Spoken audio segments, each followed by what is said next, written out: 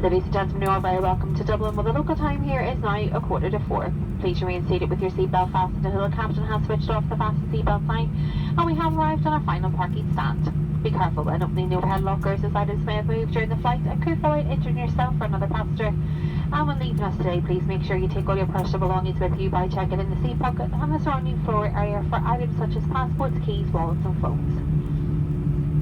If you do have a connecting flight from Dublin today, we would ask you to please follow the signs for flight connections where you can obtain a boarding card for your next departure. If your flight is to the United States, we would ask you to please make your way to Customs and Border Protection, which is located at gate 408.